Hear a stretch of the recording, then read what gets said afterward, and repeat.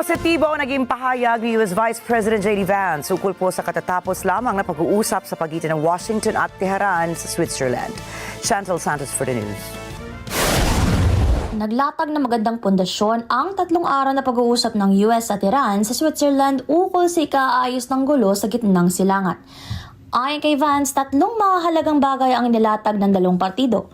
Una, ang mekanismo ukol sa pananatiling bukas ng Strait of Hormuz. Ikalawa, mekanismo para sa ikatitiyak ng ceasefire sa rehiyon. At ikatlo, progreso sa mga negosasyong teknikal. So all in all, a very productive 36 hours.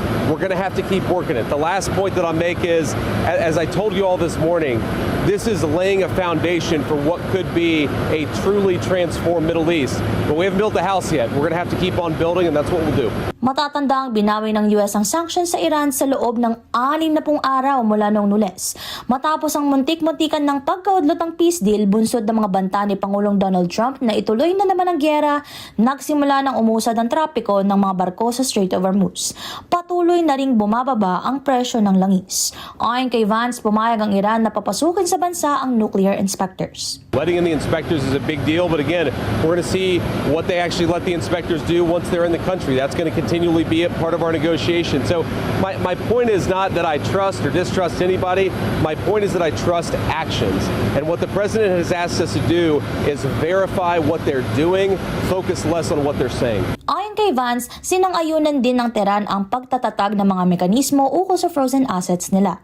But fundamentally, that money is not going to be unfrozen unless we continue to see progress, and that'll obviously be a big part of the negotiation in the days to come. Ayon sa Qatar at Pakistan, gamit ang pansamantalang Memorandum of Understanding na nilagdaan ng kani-kanilang leader noong isang linggo, nagkasundo ang US at Iran sa isang roadmap tungo sa permanenteng kasunduan sa loob ng 60 araw. Pumayag din nila ang dalawang bansa na bumuo ng mekanismo para tapusin ang labanan sa Lebanon sa pagitan ng Israel at ng Iran-backed Hezbollah.